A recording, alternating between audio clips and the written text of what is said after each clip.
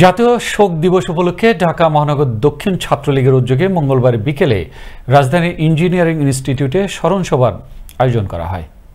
বিস্তারিত জানাচ্ছেন সহকর্মী শওকত সাগর, ক্যামেরায় ছিলেন রাশেদ আবির।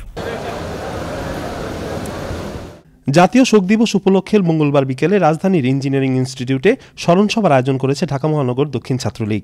ঢাকা মহানগর দক্ষিণ ছাত্রলীগের সভাপতি রাজিবুল ইসলামের সভাপতিত্বে এবং সাধারণ সম্পাদক সজল কুণ্ডুর সঞ্চালনায় সভায় প্রধান অতিথি হিসেবে উপস্থিত ছিলেন আওয়ামী লীগের প্রেসিডিয়াম সদস্য জাহাঙ্গীর কবির নানক ও প্রধান বক্তা হিসেবে বক্তব্য রাখেন আওয়ামী লীগের যুগ্ম সাধারণ সম্পাদক আফম বাহাদ্দিন নাসিম। এ সময় বিশেষ অতিথি হিসেবে উপস্থিত ছিলেন ছাত্রলীগের কেন্দ্রীয় কমিটির সভাপতি সাদ্দাম হোসেন, সাধারণ সম্পাদক শেখ ওয়ালে আসিফ ইনান ও ঢাকা মহানগর দক্ষিণ ছাত্রলীগের সাবেক সাধারণ সম্পাদক শেখ আনিসুজ্জামান রানা সহ আরো অনেকে।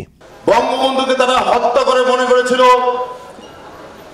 বাঙালি জাতির স্বাধীনতা থেমে গেছে, কিন্তু তারা বুঝতে পারেনি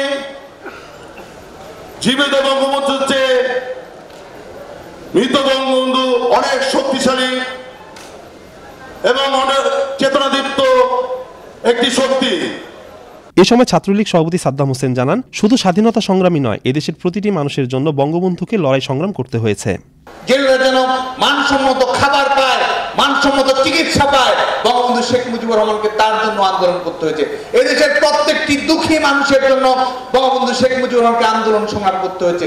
যিনি একদিন স্বাধীনতা আন্দোলনে নেতৃত্ব দিয়েছেন, তাকে একদিন ভুকা নাঙ্গা মিছিলে নেতৃত্ব দিয়েছে। এদেশের মানুষের খাদ্যের অধিকার, এদেশের মানুষের বাসস্থানের অধিকার, স্বাস্থ্যের অধিকারের জন্য বঙ্গবন্ধু শেখ মুজিবুর রহমানকে লড়াই সংগ্রাম করতে হয়েছে।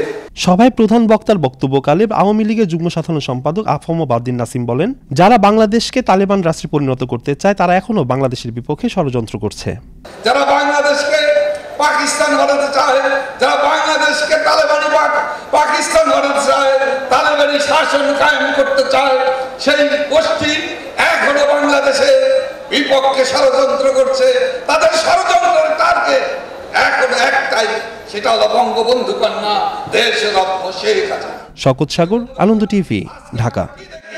গণতন্ত্রের নামাবলী গায়ে জড়িয়ে তারা